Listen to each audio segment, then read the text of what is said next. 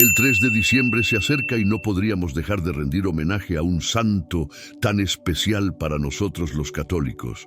Hoy vamos a entrar en la historia de un hombre que desafió océanos, culturas y lo imposible, todo movido por una fe tan poderosa que cambió el destino de miles de vidas. San Francisco Javier.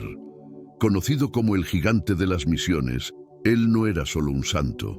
Era alguien que vivió milagros y secretos que la Iglesia raramente revela.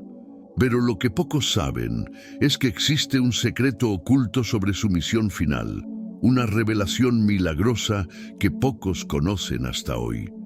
¿Cuál fue el misterio que Francisco Javier llevó hasta su último suspiro, a las puertas de un imperio inalcanzable?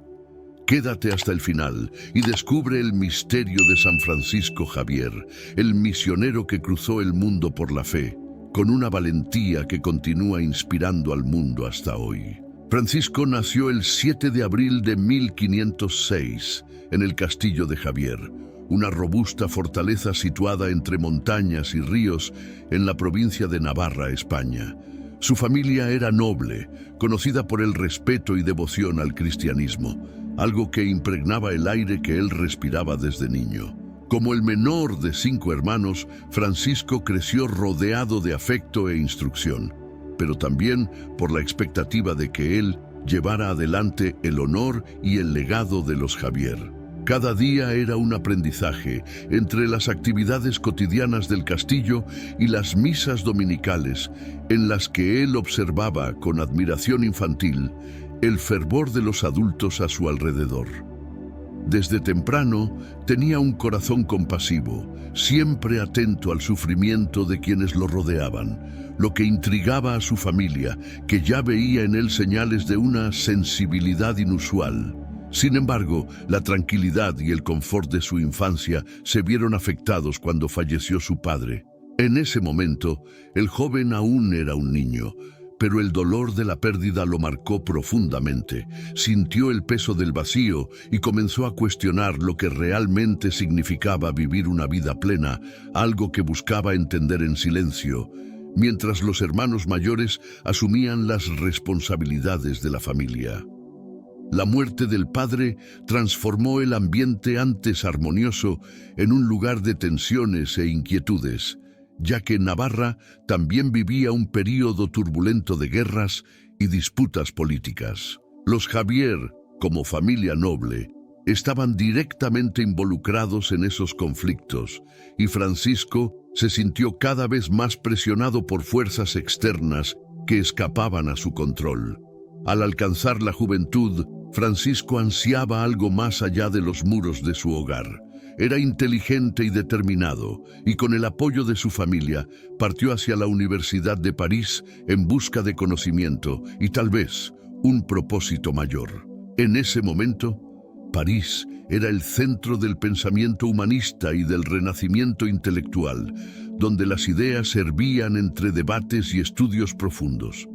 Francisco se sumergió en este universo académico, enamorándose de las ciencias, la filosofía y las artes, deseando ser uno de los grandes maestros de su tiempo. Quería dejar su huella en el mundo y creía que el estudio y el éxito académico eran el camino para alcanzar esa grandeza. Francisco era ambicioso y brillante, siempre buscando destacarse entre sus compañeros y ser admirado. Los años en París lo moldearon y fortalecieron su intelecto, pero, irónicamente, lo alejaron de su fe infantil. Comenzaba a ver la religión como algo distante y ritualista, parte de una tradición que respetaba, pero que ya no tocaba su corazón como antes. En su búsqueda de reconocimiento, se dejó guiar por el orgullo, creyendo que la verdadera realización estaba en la fama, el prestigio y los logros académicos. Se distanciaba, sin darse cuenta, del llamado que Dios le reservaba. Fue entonces que, en medio del deslumbramiento con el conocimiento y la fama, Francisco conoció a un hombre que cambiaría su vida para siempre, Ignacio de Loyola. Ignacio era un exsoldado español que, tras una experiencia de conversión radical, se dedicaba a reunir jóvenes que deseaban vivir plenamente el Evangelio. Francisco, sin embargo, no se impresionó de inmediato. Veía a Ignacio solo como un hombre simple y austero, alguien que parecía poco ambicioso y que ciertamente no le ofrecía el tipo de éxito que deseaba. Al principio resistió los consejos de Ignacio e incluso se burlaba de su insistencia. En sus discusiones, Ignacio le repetía una frase que Francisco no podía olvidar, aunque intentara: ¿de qué le sirve al hombre ganar el mundo entero si pierde su alma? Poco a poco, estas palabras comenzaron a resonar en el corazón de Francisco, incomodándolo, cuestionándolo. Se encontraba ante un dilema: el camino que siempre había deseado, rumbo a la gloria y el reconocimiento, ahora parecía perder su brillo. Sentía que faltaba algo más, algo que ningún título académico podría proporcionarle. En momentos de soledad, se encontraba reflexionando sobre el verdadero propósito de la vida.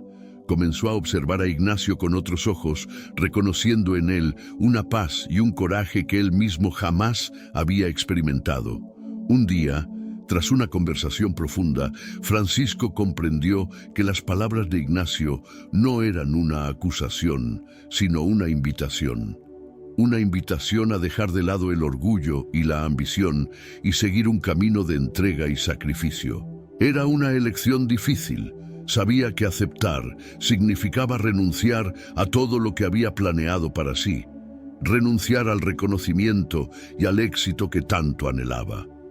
Pero, al mismo tiempo, se sentía profundamente atraído por la posibilidad de encontrar una paz que nunca había experimentado. Se sentía llamado a algo mucho mayor que él mismo, y ese llamado venía con una urgencia que no podía ignorar. Tras un periodo de intensa oración y reflexión, Francisco finalmente se rindió al llamado. Decidió ingresar a la Compañía de Jesús, un grupo aún incipiente de hombres dedicados a Cristo, liderado por Ignacio de Loyola. Este fue un momento de profunda transformación. Francisco Javier ya no era más el joven ambicioso y orgulloso. Se había convertido en un siervo humilde, dispuesto a abandonar todo para seguir el camino de Dios. Lo que comenzó como una búsqueda de éxito y reconocimiento se transformó en un viaje de fe y entrega. A partir de ese momento, Francisco experimentó una paz que nunca había sentido.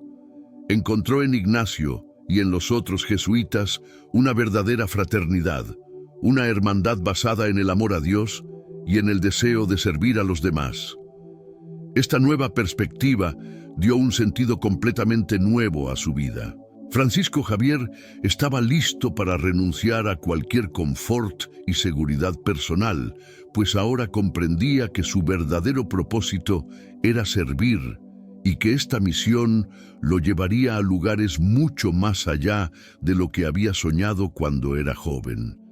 El antiguo deseo de gloria fue reemplazado por una sed de llevar la palabra de Dios a los confines del mundo. Francisco estaba dispuesto a enfrentar cualquier dificultad, cualquier sacrificio, pues su corazón estaba lleno del amor de Cristo. Pronto se convertiría en el misionero incansable, el hombre que dejaría atrás Europa y se sumergiría en las profundidades de las culturas asiáticas, guiado por la fe y la certeza de que estaba cumpliendo la voluntad de Dios. Así, Francisco Javier dio el primer paso de una larga y ardua caminata, un camino que lo transformaría en uno de los mayores misioneros de la historia de la Iglesia Católica. Aún no sabía de los desafíos que lo esperaban, pero con el corazón inflamado de amor por Cristo, partió confiado, pues sabía que ahora su vida tenía un sentido verdadero. En 1529, durante un periodo de intensas búsquedas personales, Francisco Javier tuvo un encuentro que marcaría el inicio de una transformación profunda en su vida. El que hasta entonces se había dedicado al estudio y a la carrera académica en la Universidad de París, sumergiéndose en el prestigio intelectual, y en una vida guiada por la ambición, vio su rutina interrumpida por el encuentro con un hombre singular. Ignacio de Loyola, también español y mayor que Francisco, presentaba una postura austera y una devoción inquebrantable que contrastaban con el ambiente académico donde Francisco se destacaba. Inicialmente, Francisco veía a Ignacio solo como un hombre peculiar, casi excéntrico, cuya vida ascética parecía no concordar con los valores y ambiciones que él perseguía. Sin embargo, las conversaciones que tuvieron cambiarían todo para Francisco. Ignacio se acercó a Francisco con un espíritu de paciencia y sabiduría, consciente de que el joven aún no estaba preparado para abrazar la vida de fe y servicio. Durante semanas, Ignacio no impuso nada, solo lo escuchaba. Comprendía la necesidad de Francisco de sentirse realizado y respetado, algo que siempre había sido importante para él. Ignacio era como un espejo que, sin juicios, mostraba a Francisco la realidad de su corazón. Poco a poco, sus conversaciones dejaron de ser solo discusiones teológicas y se convirtieron en momentos de autodescubrimiento para Francisco, quien comenzaba a cuestionar si su búsqueda de éxito y reconocimiento realmente traería la paz que tanto deseaba.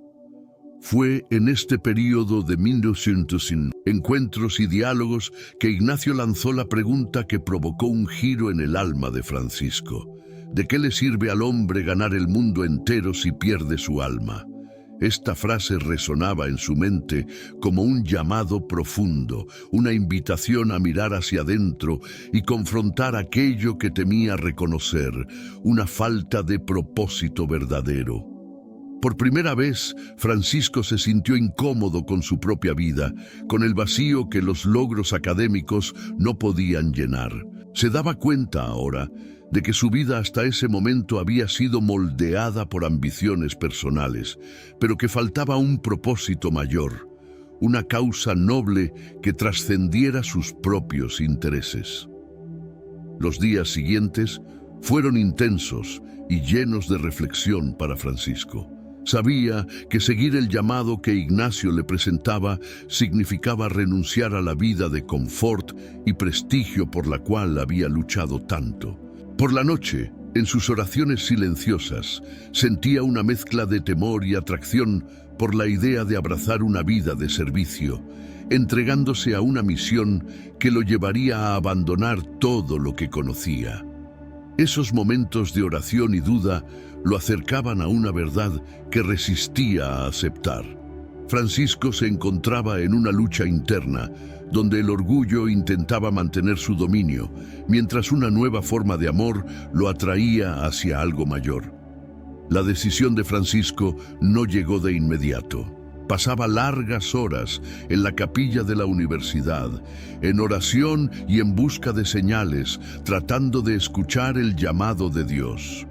Mientras el mundo a su alrededor seguía el ritmo acelerado de debates, competiciones académicas y ambiciones, él se aislaba en un mundo de silencio e introspección, buscando comprender si este cambio era realmente el camino que debía seguir. Las palabras de Ignacio lo tocaban cada vez más profundamente, y Francisco comenzó a darse cuenta de cuánto había descuidado la verdadera paz, que ahora identificaba como algo que venía del servicio a los demás. Fue durante una de esas oraciones que Francisco tuvo un momento de claridad. Sintió un despertar, una convicción que no podía ser ignorada. Con el corazón resuelto, decidió dar el primer paso hacia lo desconocido, aceptando la invitación de Ignacio para integrar un grupo de hombres dedicados al amor y al servicio. La compañía de Jesús, que surgía aún de manera discreta y sin el reconocimiento que él había anhelado, ahora representaba para Francisco el mayor llamado de su vida. Este momento simbolizó el renacimiento de Francisco, el punto de partida para una transformación que lo llevaría a convertirse en uno de los mayores misioneros de la Iglesia. Al hacer esta elección, Francisco experimentó una paz que nunca había sentido antes. Él, que hasta entonces buscaba destacar y ser reconocido, encontró una profunda alegría en la humildad y en la simplicidad. Con sus compañeros, Francisco inició un período de formación espiritual rigurosa, donde la oración, la meditación y el servicio a los más necesitados pasaron a ser el centro de su vida. Estos primeros años en la compañía de Jesús fueron marcados por un aprendizaje intenso que prepararía a Francisco para los grandes desafíos que enfrentaría. Ignacio, que siempre había sido un guía paciente, ahora se convertía también en un maestro y amigo, alguien que ayudaría a Francisco a desarrollar un corazón compasivo y una mente disciplinada. La decisión de seguir este camino trajo renuncias que Francisco jamás había imaginado. Abandonó la seguridad de una vida estable, los planes de ascenso social y hasta incluso los vínculos familiares que lo ligaban al castillo de Javier. Pero al renunciar a todo, Francisco sentía que ganaba mucho más. En su mente y en su corazón estaba cada vez más preparado para enfrentar los desafíos que vendrían. Sabía que su vocación lo llevaría a tierras distantes, pero estaba dispuesto a sacrificar todo por esta misión. Este período de preparación fue, para Francisco, un tiempo de purificación. Abandonó el orgullo y el deseo de reconocimiento, permitiendo que su corazón fuera moldeado por la caridad y la simplicidad. Los días de estudio y oración fortalecían su fe y desarrollaban en él un sentido de compasión que más tarde lo impulsaría a cruzar mares y enfrentar peligros para llevar el mensaje del Evangelio. En la simplicidad de la vida comunitaria, Francisco aprendió que la verdadera grandeza no estaba en títulos o en conquistas, sino en la capacidad de entregarse por completo, sin esperar nada a cambio. Cuando finalmente llegó el día de su ordenación, en 1537, Francisco sintió una emoción intensa. El joven ambicioso que había llegado a París en busca de gloria, ahora estaba listo para servir. Consciente de que su sacerdocio sería un camino de entrega total. Al ser ordenado, no solo se convertía en sacerdote, sino en un verdadero soldado de Cristo, preparado para enfrentar cualquier sacrificio en nombre del amor que había descubierto. Francisco experimentaba una paz que trascendía cualquier entendimiento, una paz que venía de la certeza de estar cumpliendo su misión. A partir de ese momento, Francisco Javier no era más el mismo. Había dejado atrás el orgullo y la búsqueda del éxito, y a cambio encontró el sentido verdadero de su existencia. Con un corazón renovado, estaba listo para vivir plenamente el llamado que Dios le reservaba, sin saber que, pronto, sería llamado a dejar Europa y embarcarse en un viaje que lo llevaría a los confines del mundo, donde la fe y el amor que ahora habitaban en su corazón serían puestos a prueba como nunca antes. La ordenación de Francisco Javier fue un hito definitivo en su vida, un punto de partida que simbolizaba la entrega completa de su alma al servicio de Cristo. En 1537, al ser ordenado sacerdote, sintió una paz que jamás había experimentado. Una sensación de que estaba exactamente donde debía estar. Se había preparado durante años para ese momento, enfrentando pruebas internas y superando los deseos que un día lo habían llevado a buscar reconocimiento y prestigio. Ahora, en lugar de ambicionar un futuro de destaque académico o social, abrazaba una misión de humildad y de amor profundo al prójimo. Pero el camino que eligió no ofrecía promesas de confort. Aún así, se sentía fortalecido por un llamado que era mayor que él. Una misión que resonaba en su corazón con una fuerza casi palpable. Tras la ordenación, Francisco se dedicó con fervor a los trabajos en Roma. Él y los otros jesuitas, bajo el liderazgo de Ignacio de Loyola, Se esforzaban por construir una organización que pudiera sostener el sueño de llevar la fe cristiana a lugares donde el Evangelio aún no había llegado. Aquellos primeros años fueron intensos. Entre oraciones y proyectos, Francisco vivía la experiencia de la verdadera fraternidad y se veía transformado por el compromiso compartido entre los miembros de la Compañía de Jesús. Francisco, ahora revestido de una nueva identidad, absorbía las enseñanzas de Ignacio como un discípulo devoto. Pasaba días inmerso en meditaciones, buscando una conexión más profunda con la espiritualidad y fortaleciendo su espíritu para los desafíos que sabía que estaban por venir. Durante este período se dio cuenta de la dimensión de su llamado, la vocación de ser misionero. Cada oración era como un susurro que le indicaba que su misión no se limitaría a los muros de Roma. Soñaba con tierras distantes, lugares donde el nombre de Cristo aún no era conocido. La llama que ardía en su corazón lo impulsaba a mirar más allá de las fronteras del mundo que conocía, y sabía que pronto tendría que partir. La oportunidad de concretar ese anhelo llegó cuando el rey de Portugal, Dom João III, envió un pedido a la Compañía de Jesús para que misioneros fueran enviados a las colonias portuguesas en la India, donde el catolicismo necesitaba ser fortalecido. Francisco, con un corazón listo para responder al llamado, se ofreció inmediatamente. Sabía que la misión sería desafiante, pero su corazón ardía con el deseo de llevar el Evangelio a lugares donde muchos aún no habían oído hablar de Cristo. Al despedirse de sus compañeros y de Ignacio, sintió el peso de la responsabilidad, pero también una intensa alegría. Sabía que finalmente estaba dando un paso hacia la misión que Dios le había confiado. En abril de 1541, Francisco embarcó rumbo al oriente. Los primeros días del viaje estuvieron marcados por una mezcla de emoción y reflexión. Al mirar hacia el horizonte, contemplaba el vasto océano que lo separaba de Europa, su tierra natal, y percibía la inmensidad del mundo que estaba a punto de explorar. Durante largas semanas en el mar, Francisco aprovechaba cada instante para rezar y fortalecer su espíritu. Él pasaba horas contemplando el cielo estrellado, sintiéndose pequeño ante la grandeza de la creación, pero también protegido, como si una fuerza invisible lo guiara.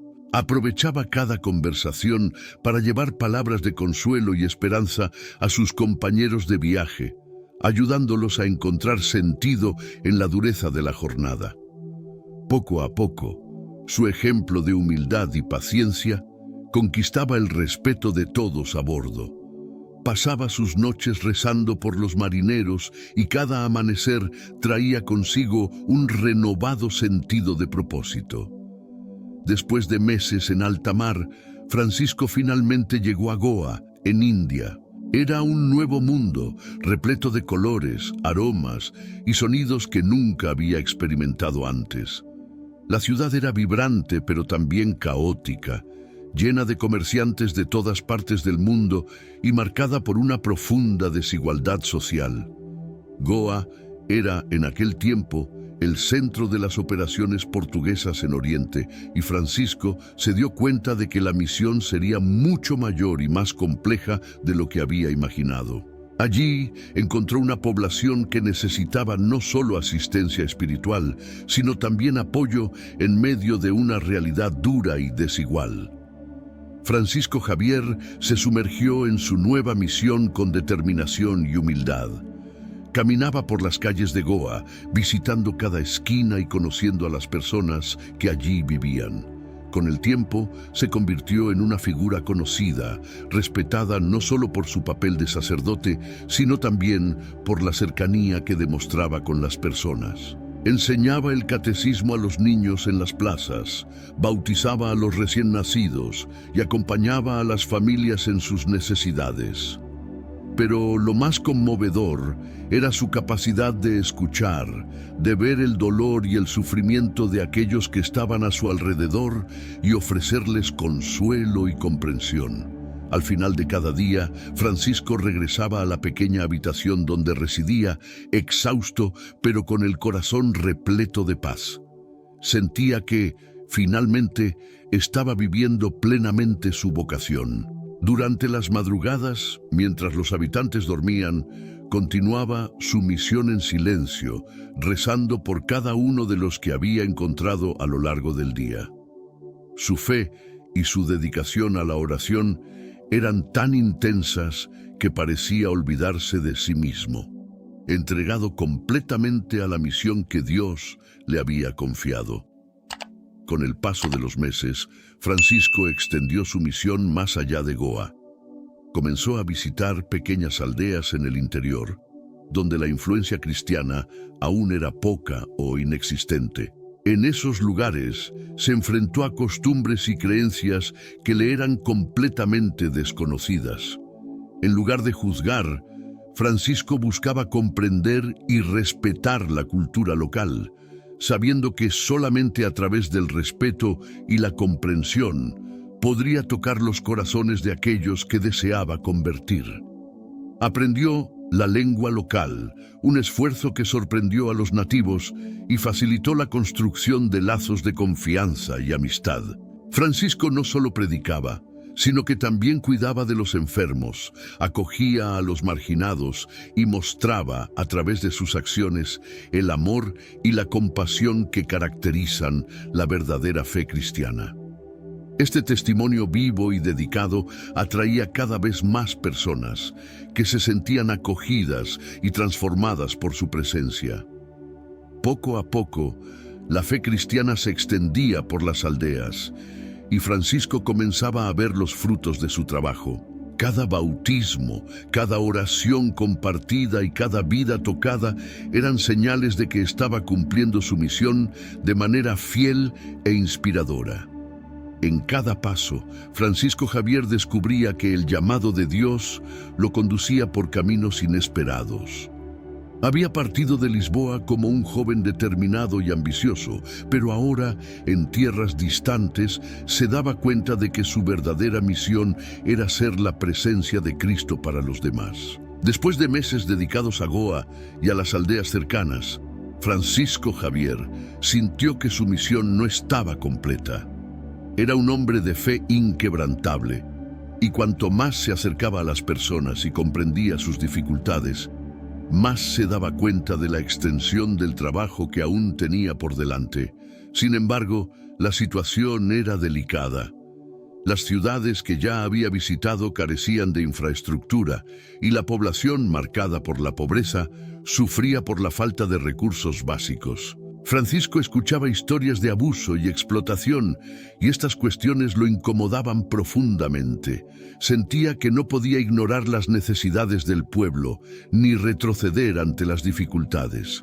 Su vocación lo llamaba a ir más allá, a buscar a aquellos que aún vivían en los márgenes de la sociedad y a cuidar de cada persona como un verdadero pastor. Fue entonces que decidió seguir hacia el sur de India, donde estaban las aldeas de los pescadores de perlas en la costa de Parava. Ese era un lugar de trabajo duro y vida escasa, habitado por hombres y mujeres que vivían del comercio de perlas y pescaban para sobrevivir.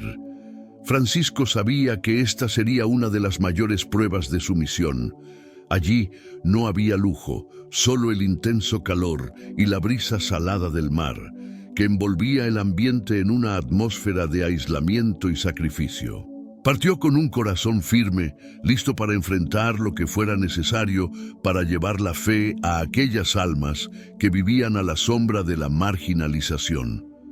Al llegar, Francisco se encontró con un escenario que lo tocó profundamente. Las aldeas eran humildes, con pequeñas cabañas de paja a la orilla del agua y un pueblo que trabajaba exhaustivamente de sol a sol. Se dio cuenta, al conversar con los pescadores, que muchos eran explotados y vivían en condiciones extremadamente duras. Las perlas, que enriquecían a comerciantes lejanos, traían poco retorno a aquellos que se arriesgaban en el mar todos los días. Francisco sentía el peso de la injusticia y la dura realidad de aquel lugar, pero también veía la bondad y la fe simple de los pescadores, que incluso en medio de las dificultades mantenían la esperanza en días mejores. Para Francisco era esencial construir un vínculo de confianza con esas personas, pero sabía que eso no sería fácil. La cultura y la lengua eran desafíos reales y se dedicó a aprender el idioma local, dándose cuenta de que solo hablando como ellos lograría tocar sus corazones. Este esfuerzo causó asombro entre los nativos. Ellos veían en Francisco a un hombre que, a diferencia de los otros extranjeros, estaba dispuesto a entender, a escuchar y a compartir las dificultades. Se preocupaba por vivir entre ellos, por acompañar sus rutinas y por entender las preocupaciones que llevaban. Cada gesto de empatía y cada palabra que aprendía lo acercaban aún más a las familias locales y poco a poco se convirtió en parte de la comunidad. En poco tiempo, Francisco se hizo conocido como un hombre de compasión y fe. Las personas acudían a él en busca de consuelo, apoyo y, sobre todo, esperanza. Él predicaba en las orillas del mar, enseñaba el catecismo a los niños, bautizaba a los bebés y acompañaba a los enfermos, ofreciendo su presencia como un refugio en medio de la dureza de la vida diaria. Su humildad y paciencia tocaban cada corazón, y la comunidad de pescadores, antes desconfiada, ahora lo acogía como a un verdadero hermano. Francisco ya no era un forastero, era un pastor que estaba dispuesto a compartir la simplicidad, las alegrías y los dolores del pueblo. Francisco comenzó a ver las primeras conversiones, pero sabía que cada alma era un regalo de Dios, algo que recibía con gratitud y humildad. Para él, cada persona que aceptaba la fe era un milagro en sí. Francisco permanecía atento a las necesidades individuales y nunca imponía la religión de manera rígida. Entendía que la verdadera fe no era fruto de imposición, sino de acogimiento y amor. Cada bautismo realizado a orillas de la playa era una señal de que el evangelio florecía en terreno fértil, y Francisco experimentaba una alegría que ninguna conquista material podría igualar. Sin embargo, las dificultades no cesaron. El clima era intenso y Francisco enfrentaba el cansancio y el hambre sin jamás dejar que estas pruebas minaran su espíritu. Sabía que era necesario ser un ejemplo vivo de resiliencia y devoción. Un día, mientras oraba en una pequeña cabaña improvisada, fue buscado por un grupo de pescadores que le pidió ayuda para lidiar con los problemas de explotación. Francisco escuchó atentamente, comprendiendo la urgencia de la situación y sintiendo el dolor y la indignación que llevaban. Sabía que su misión no era solo espiritual, sino que necesitaba involucrarse con las cuestiones sociales que el pueblo enfrentaba, pues la fe y la justicia iban de la mano. Decidido, Francisco comenzó a interceder por los pescadores ante las autoridades portuguesas.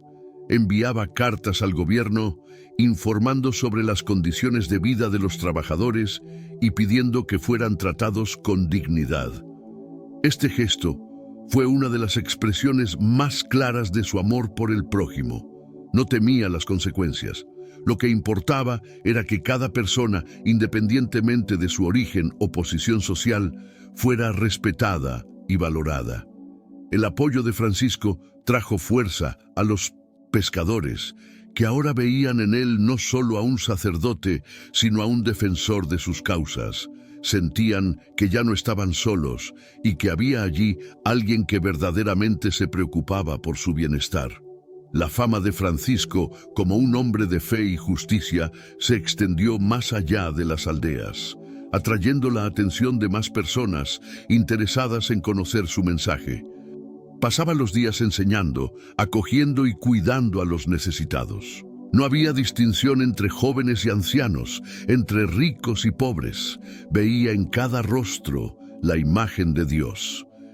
En medio de tantas dificultades, Francisco encontró fuerzas para continuar y cada momento de dolor era una oportunidad para mostrar al pueblo lo que significaba la verdadera fe cristiana. Francisco Javier experimentaba una transformación continua. Él, que había dejado Europa en busca de cumplir una misión, ahora encontraba en cada vida tocada un propósito renovado. Su viaje no era más solo una travesía geográfica, sino una peregrinación interior, donde conocía no solo el Oriente, sino a sí mismo, descubriendo la profundidad de su propio corazón. Francisco se había convertido en un verdadero pastor, comprometido con cada oveja que le había sido confiada, y nada lo apartaría de su misión. Francisco Javier, después de meses dedicados a los pescadores en la costa de Paraba, sentía que la misión lo llamaba a ir aún más lejos. Cada experiencia vivida, cada persona que había acogido y cada bautismo realizado, fortalecían su convicción de que su viaje no podía ser interrumpido. Sabía que había vastas regiones de Asia donde las personas jamás habían oído hablar del Evangelio, lugares donde él, a pesar de los desafíos, estaba dispuesto a pisar con el corazón lleno de fe. Ese deseo ardiente de llevar el Evangelio a todas las naciones lo impulsaba hacia el próximo destino: Japón. La noticia sobre Japón llegó a Francisco como un llamado, una oportunidad única de predicar el Evangelio en una cultura totalmente distinta a todo lo que conocía. No sabía mucho sobre Japón, excepto que era un país de rígidas tradiciones y jerarquías, una tierra donde la fe cristiana era desconocida. Francisco enfrentaba el desafío con una mezcla de entusiasmo y reverencia, pues sabía que la misión japonesa exigiría no solo coraje, sino también sabiduría para adaptar su enfoque al pueblo japonés.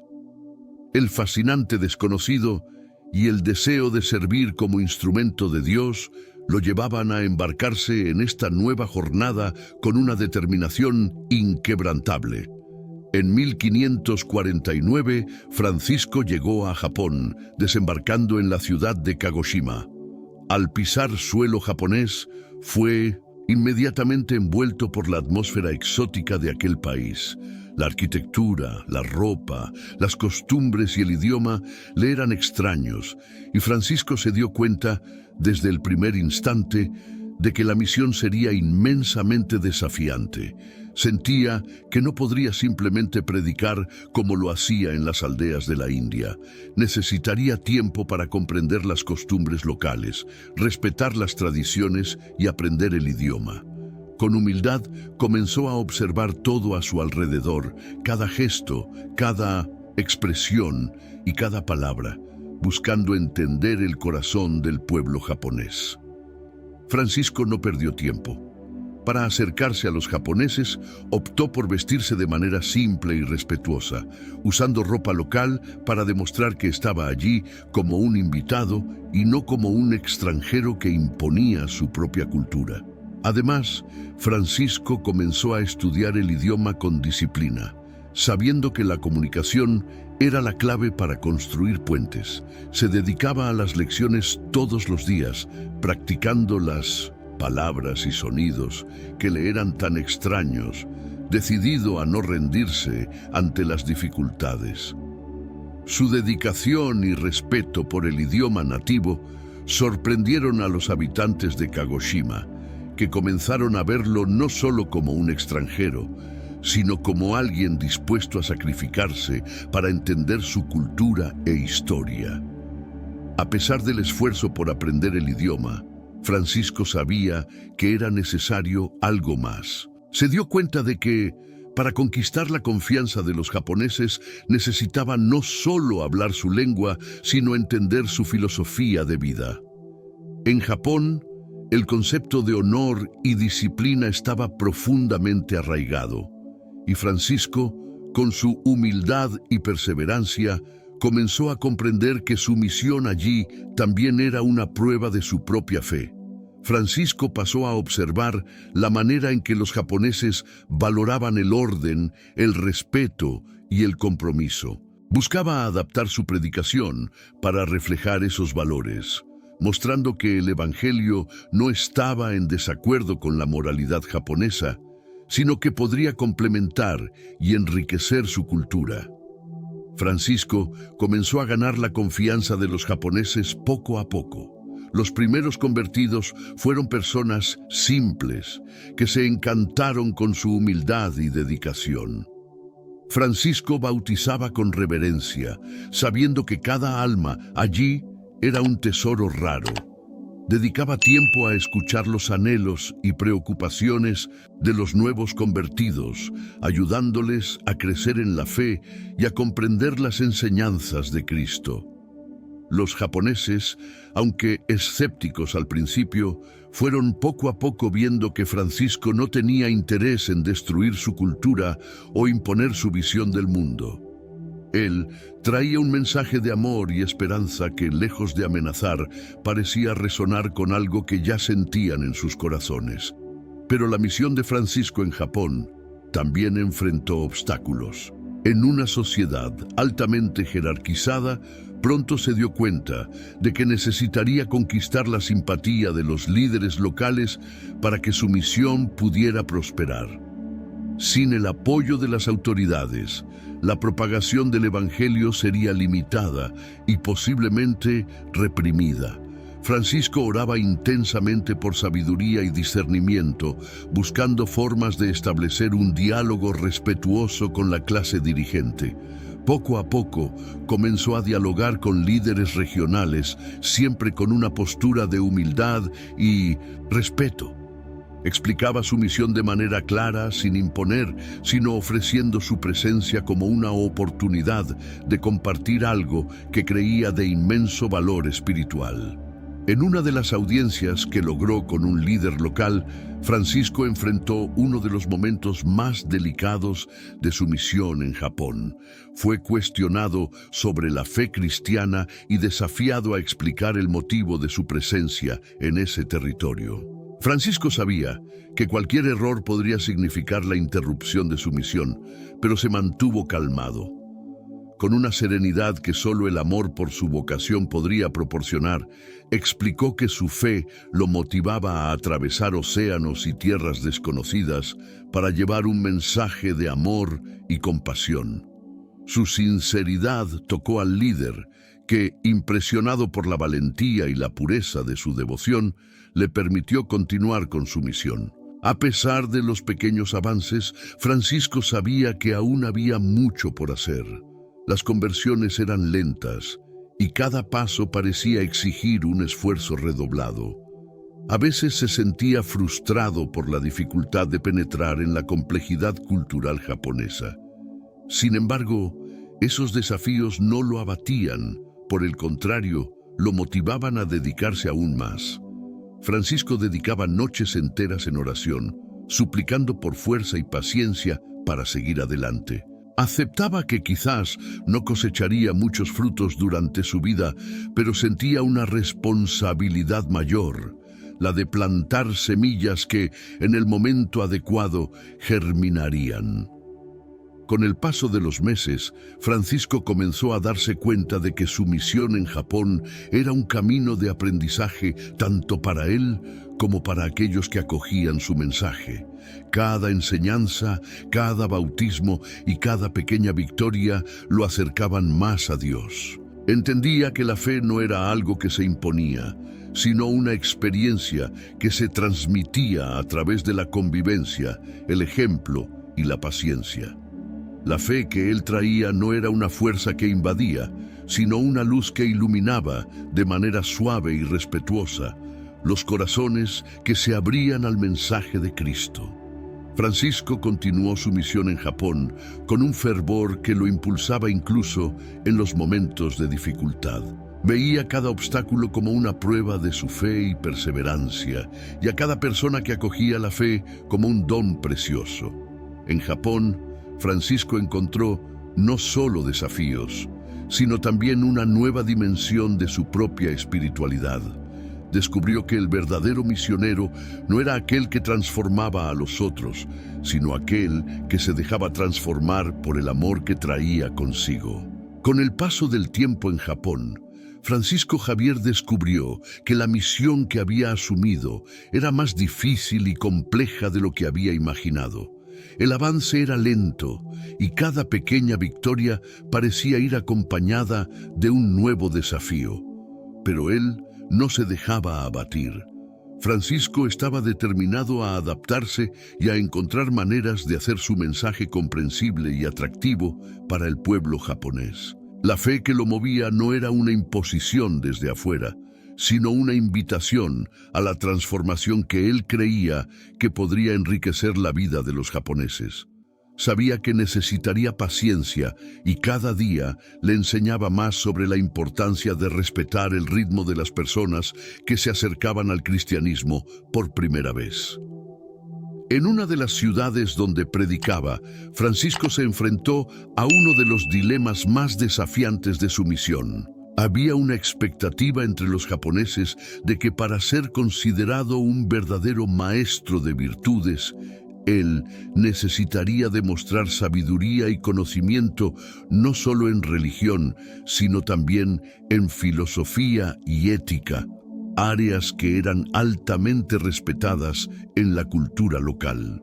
Francisco comprendió que, para ganar el respeto y la atención de la comunidad, tendría que mostrar que el cristianismo no era una ruptura con la filosofía japonesa, sino una extensión de los valores de honor, rectitud y respeto que ya eran profundamente apreciados en Japón. Entonces se dedicó a estudiar aún más, a comprender los valores y las prácticas morales que componían la filosofía japonesa y a encontrar puntos de contacto entre el mensaje cristiano y esos principios. Fue durante este período que Francisco tuvo un encuentro que marcó profundamente su misión en Japón. Un hombre de edad avanzada llamado Takahiro se acercó a él en un momento de silencio, después de una larga conversación con otros miembros de la comunidad. Takahiro era una figura respetada en la región, un hombre conocido por su sabiduría y equilibrio. Había oído hablar de las predicaciones de Francisco y, a pesar de mantener una postura reservada, se mostraba curioso sobre lo que aquel extranjero tenía para ofrecer. Takahiro cuestionó a Francisco sobre los misterios de la fe cristiana, pero en lugar de debatir, se mostraba interesado en escuchar, en comprender de dónde venía la valentía de aquel hombre que había cruzado el mundo para traer un mensaje nuevo. Francisco, por su parte, se dio cuenta de que estaba ante un alma especial. Sintió que Takahiro era una persona profundamente espiritual, alguien que ya había buscado respuestas a cuestiones importantes a lo largo de su vida. Francisco respondió a cada pregunta con sinceridad y paciencia, procurando evitar cualquier imposición o juicio. La conversación fue larga, llena de pausas y reflexiones, y Francisco veía en los ojos de Takahiro una curiosidad genuina. Al final, Takahiro agradeció y se retiró, pero no sin antes confesar que veía en Francisco algo raro, un espíritu que, a pesar de sus diferencias culturales, lograba resonar con la esencia de la vida. Este encuentro trajo a Francisco una comprensión aún más profunda de la importancia de escuchar antes de enseñar. Se dio cuenta de que, para tocar los corazones de los japoneses, era esencial que se colocara no solo como un maestro, sino también como un alumno. Tenía la humildad de aprender del pueblo al que había sido enviado, y eso transformaba su enfoque. La fe que quería transmitir no podía ser una imposición desde afuera. Debía florecer desde dentro, como una semilla plantada con cuidado y paciencia. En una mañana nublada, Francisco decidió expandir su misión a una región más distante, donde supo que pocos extranjeros habían estado. Partió hacia Kioto, la entonces capital de Japón, una ciudad que poseía una atmósfera mística e histórica, marcada por templos y jardines cuidadosamente construidos. Al llegar, Francisco quedó maravillado con la imponencia de los templos y la serenidad de los paisajes, que exhalaban una espiritualidad profunda y una veneración por la naturaleza y la tradición. Caminaba por las calles estrechas, rodeado de construcciones de madera y pasando por monjes que, en su mayoría, lo ignoraban. Francisco se sentía pequeño ante aquella grandeza cultural, pero estaba determinado a encontrar medios para establecer una conexión genuina. A pesar de sus intentos, Francisco encontró grandes dificultades en Kioto. Las autoridades locales mostraban desconfianza y su presencia era vista como una amenaza. Se dio cuenta de que necesitaba más que palabras para ganar la confianza de aquellos hombres.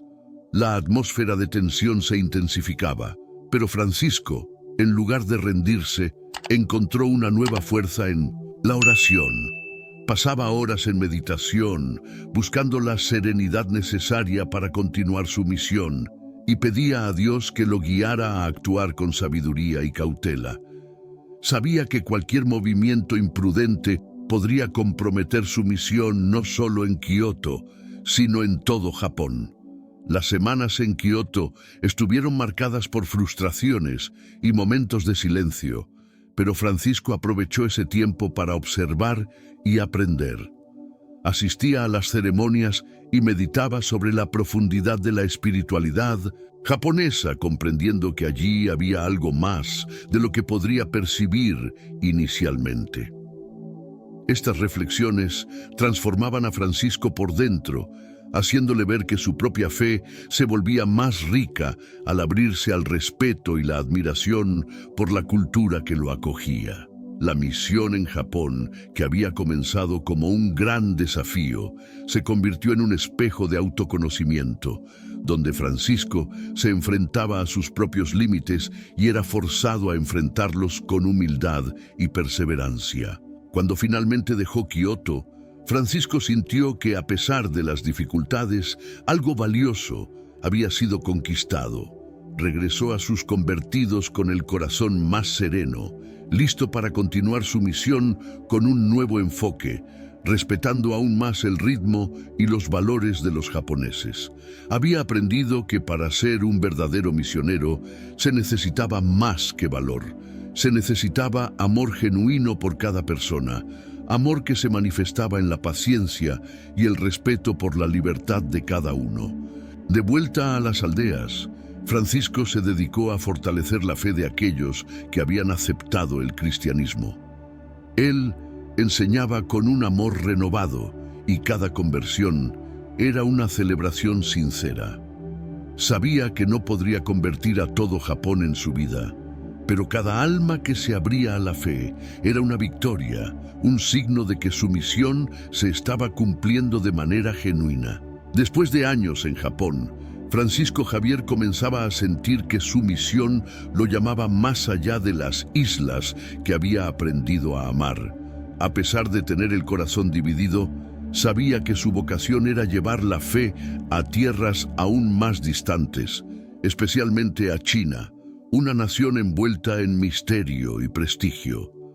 Había oído relatos de mercaderes y viajeros sobre el vasto imperio, con una civilización compleja y una sociedad que valoraba el conocimiento y la tradición. Francisco, ahora con un alma transformada por todas las experiencias vividas en Japón, creía que China podría ser el mayor campo misionero de su vida. El deseo de Francisco de evangelizar China, sin embargo, no era solo una ambición, era una convicción. Se daba cuenta de que, si el cristianismo echaba raíces en China, su influencia podría expandirse por toda Asia. No obstante, entrar a China no sería sencillo. Las autoridades chinas mantenían un control riguroso sobre los extranjeros, permitiendo la entrada de solo unos pocos mercaderes bajo severas restricciones. Los misioneros entonces eran vistos con especial desconfianza. Francisco conocía los riesgos que enfrentaría al intentar cruzar las fronteras de uno de los mayores y más cerrados imperios del mundo. Pero su fe era más fuerte que cualquier obstáculo. Para llegar a China, Francisco dejó Japón y se dirigió a la pequeña isla de Sanción, ubicada en la costa de la provincia china de Cantón. Ese lugar funcionaba como un puesto comercial y era el punto más cercano que había logrado alcanzar de la tierra china. En Sanción, Francisco vivió días de gran prueba y ansiedad, atrapado en una especie de limbo entre su misión y la realidad que le impedía avanzar.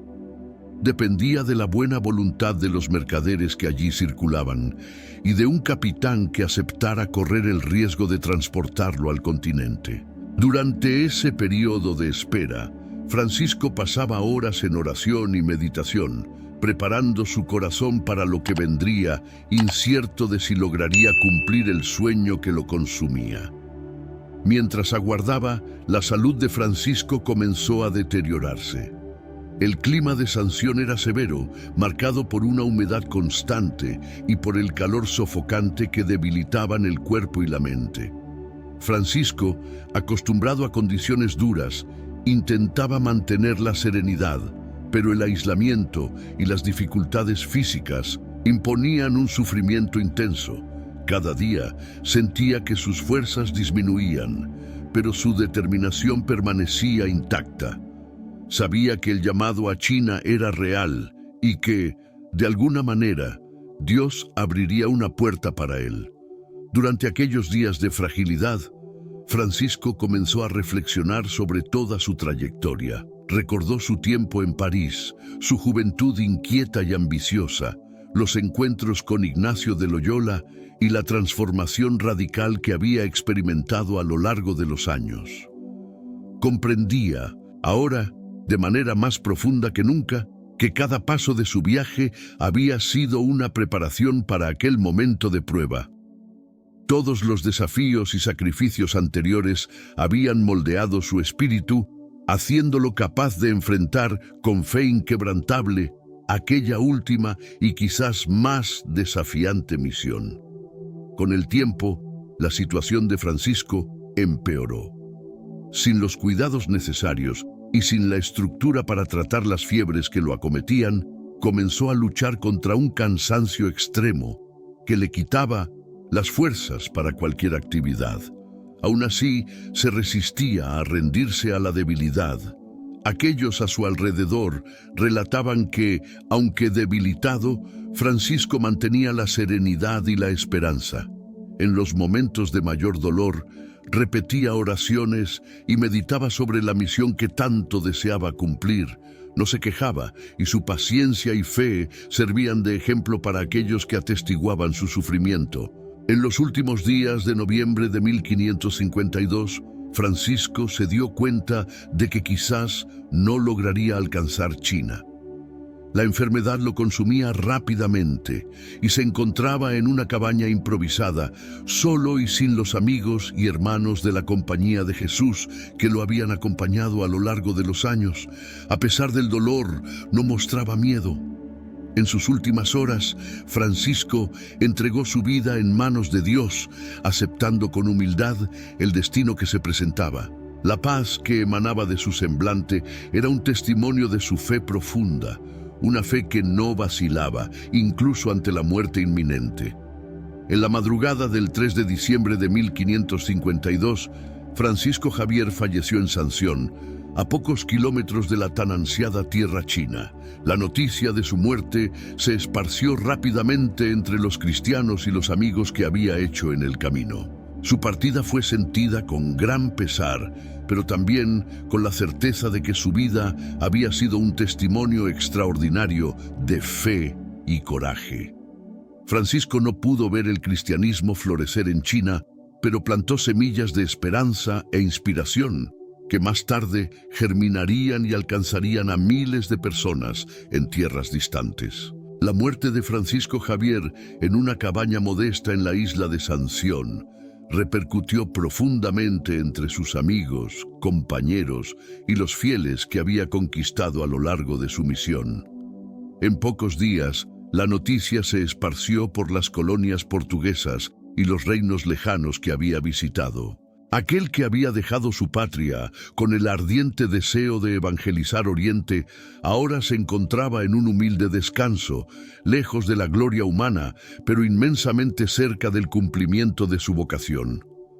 Para aquellos que lo conocieron, Francisco no era solo un misionero, era un símbolo vivo de fe, coraje y sacrificio, un hombre que había entregado todo por el Evangelio y que inspiraba un fervor casi sobrenatural. Tan pronto como supieron de su partida, los cristianos locales y los marineros que lo conocieron trataron de preservar su cuerpo, aún incrédulos ante la pérdida. En una sociedad acostumbrada a hombres que buscaban la gloria, Francisco fue lo opuesto. Alguien que abandonó su vida cómoda para servir a los más pobres y desamparados.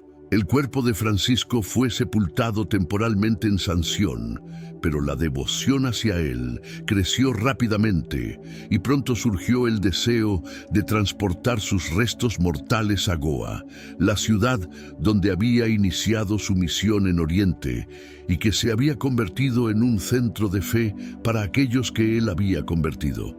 Después de algunos meses, en marzo de 1553, sus compañeros de misión organizaron la exhumación y el transporte de sus restos mortales. Cuando el cuerpo fue retirado de la sepultura en Sanción, lo encontraron sorprendentemente bien preservado, lo que causó gran asombro y renovó la veneración entre los cristianos locales.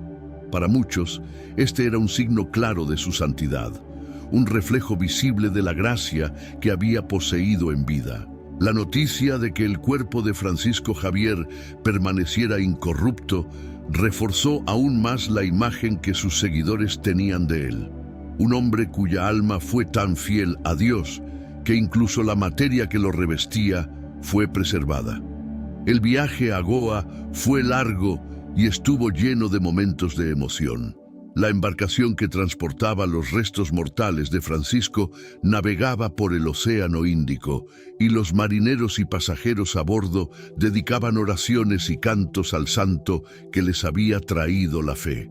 Para cada cristiano que tocaba el barco, había un sentido de gratitud y respeto por aquel que había dedicado su vida a un amor que trascendía cualquier límite humano.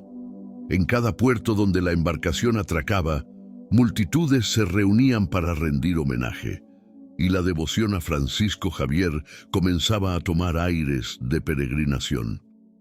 Al llegar a Goa, el cuerpo de Francisco fue recibido con gran solemnidad. Toda la ciudad se preparó para aquel momento, y el pueblo se alineó en las calles para acompañar el cortejo. Niños, mujeres, hombres y ancianos, todos ansiosos por dar su último adiós al misionero que tanto había influido en sus vidas.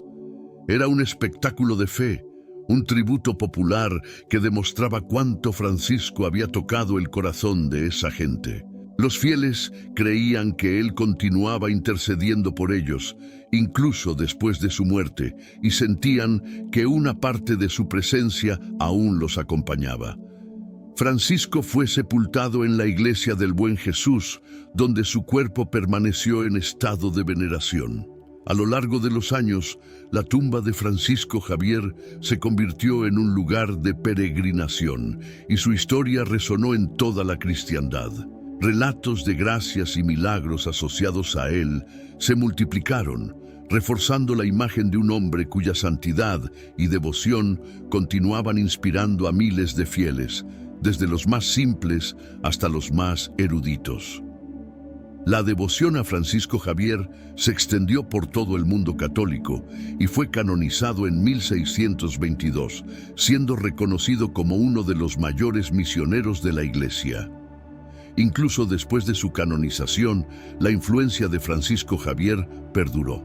En cada corazón que escuchaba su historia, nacía el deseo de seguir sus pasos de fe y entrega. Tras la canonización de Francisco Javier en 1662, su influencia y legado como uno de los mayores misioneros de la historia comenzaron a extenderse por todos los continentes, resonando en lugares tan distantes como India y Japón, donde había trabajado.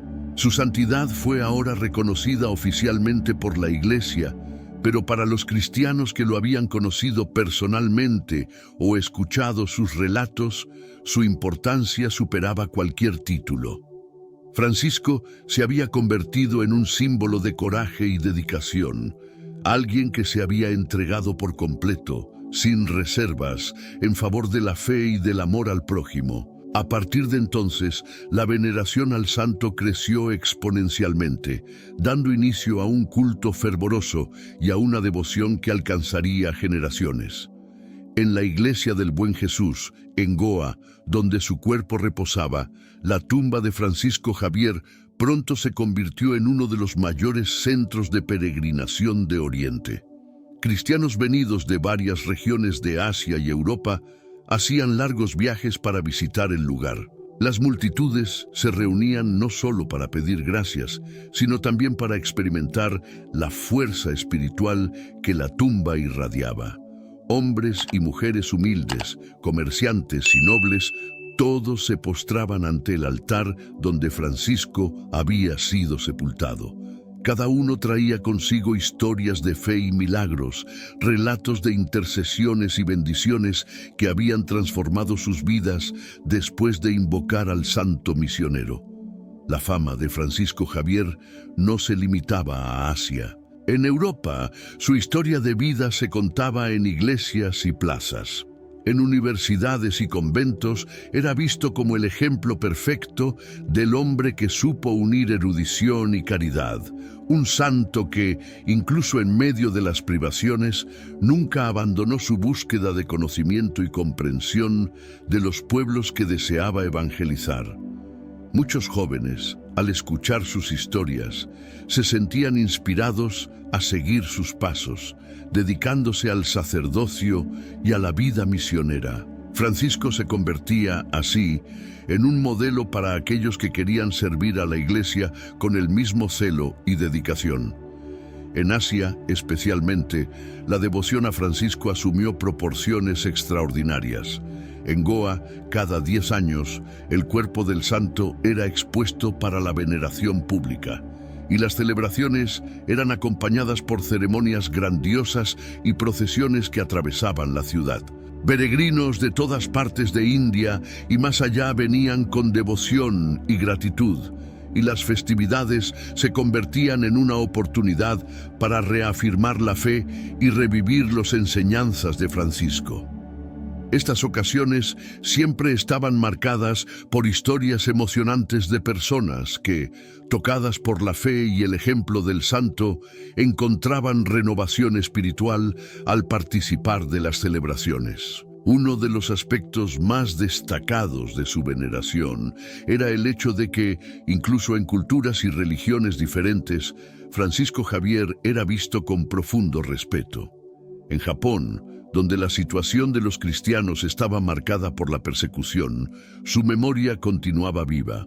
Muchos japoneses lo conocían no solo como un misionero extranjero, sino como alguien que realmente había buscado entender y respetar la cultura local. Las historias sobre Francisco, que circulaban entre los convertidos y sus descendientes, inspiraban valor y fidelidad. Para ellos, Francisco no era solo un santo distante, sino un amigo que conocía sus desafíos y compartía sus penas, alguien que había caminado a su lado y sembrado semillas de fe que no serían olvidadas. La devoción a Francisco también se expandió más allá de los devotos y peregrinos comunes. Padres, obispos y misioneros lo reverenciaban como un protector e intercesor especial de todos aquellos que dedicaban sus vidas a la evangelización. En las ceremonias de envío de nuevos misioneros, se invocaba la presencia espiritual de Francisco para que la misma fe inquebrantable que lo sostenía fortaleciera también a aquellos que partían hacia tierras lejanas. Las órdenes religiosas, especialmente los jesuitas, veían en Francisco un ejemplo de santidad que los motivaba a enfrentar cualquier dificultad. Su vida era un recordatorio de que el amor a Dios superaba cualquier sacrificio personal. A medida que pasaban los años, las historias de los milagros atribuidos a la intercesión de Francisco Javier continuaban multiplicándose. Uno de los relatos más impresionantes ocurrió durante una epidemia en la India, cuando muchos creyeron que el santo intercedió para salvar varias aldeas. En medio del desespero y el dolor, la presencia de Francisco se sentía como una fuente de consuelo y esperanza. Las personas recurrían a él con oraciones fervorosas y la fe que él había despertado en Oriente se mostraba más fuerte que nunca. El legado de Francisco Javier permanece vivo y vibrante, un testimonio de que el amor y la fe pueden romper todas las barreras. El legado de San Francisco Javier, incluso después de siglos, continúa impactando profundamente la vida de los fieles y misioneros alrededor del mundo. La historia de su vida se ha convertido en una fuente de inspiración que resuena a través de los continentes, convirtiéndolo en un modelo universal de fe, sacrificio y compasión. Desde Goa hasta Roma, pasando por Tokio y hasta los rincones más lejanos donde sus pasos jamás llegaron, Francisco Javier ha sido venerado como el protector de los misioneros, un santo cuyo espíritu no conoce fronteras. Desde su canonización, Francisco ha sido oficialmente el patrón de las misiones y para los misioneros simbolizaba más que un protector distante. Al embarcarse en sus propias jornadas, muchos de estos hombres y mujeres llevaban consigo la memoria del santo que se lanzó con valentía a lo desconocido, que aprendió lenguas extrañas, que vivió en la pobreza y que siempre estuvo dispuesto a sacrificarlo todo en nombre del Evangelio. En las ceremonias de envío, el nombre de San Francisco Javier era invocado con la certeza de que él caminaría a su lado, enfrentando peligros y superando obstáculos con la misma fuerza de voluntad que lo caracterizaba en vida. Un ejemplo notable del impacto de Francisco ocurrió en el siglo XVII, cuando misioneros europeos zarparon hacia América del Sur y otras regiones asiáticas. Llevaban reliquias del santo y en su equipaje llevaban historias de sus hazañas. Estas historias eran contadas en las aldeas y pueblos, inspirando valor a los recién convertidos que aún temían persecuciones y dificultades.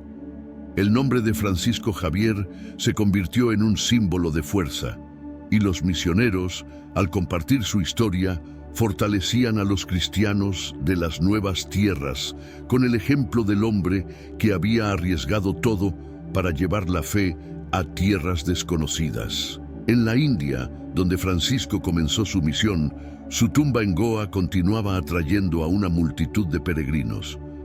Durante las exhibiciones de su cuerpo, que ocurrían cada 10 años, miles de personas cruzaban ríos y bosques para venerar al santo.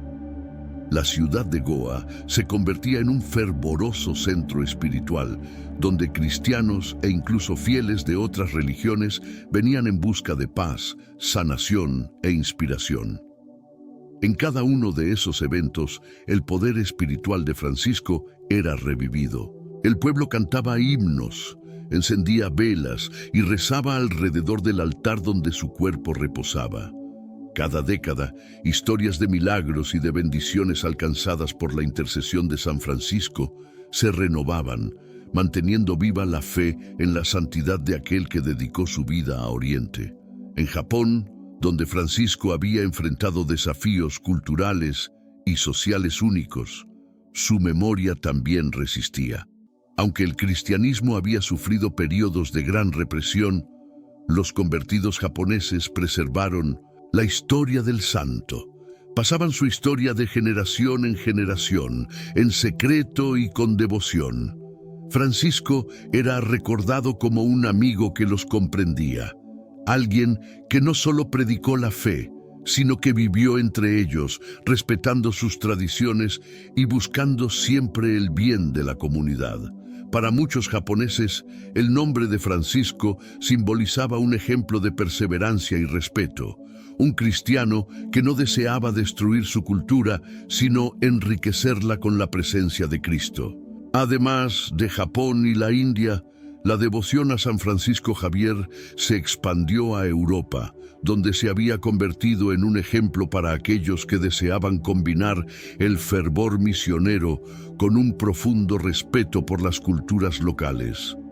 En España, su tierra natal, era celebrado como el santo que se despojó de todos los honores terrenales para servir a los más necesitados. Su imagen era común en iglesias y escuelas, donde los jóvenes aprendían sobre la importancia del sacrificio y la entrega. Francisco se había convertido no solo en un héroe espiritual, sino en un símbolo nacional de amor al prójimo. Siglos después, el ejemplo de San Francisco Javier aún guía los pasos de misioneros alrededor del mundo. En cada continente, donde quiera que existan corazones abiertos para recibir la palabra de Dios, el nombre de Francisco resuena como una inspiración. Para finalizar, te invitamos a suscribirte al canal Voces Sagradas y a formar parte de nuestra comunidad. Si esta historia de San Francisco Javier tocó tu corazón, deja un comentario con tu opinión, comparte el video con amigos y familiares y no olvides dejar tu like para que podamos seguir trayendo historias inspiradoras. También queremos saber qué santos te gustaría ver en los próximos videos. Tu participación es muy importante para nosotros y nos ayuda a difundir estos mensajes de fe y esperanza. Un fuerte y fraternal abrazo.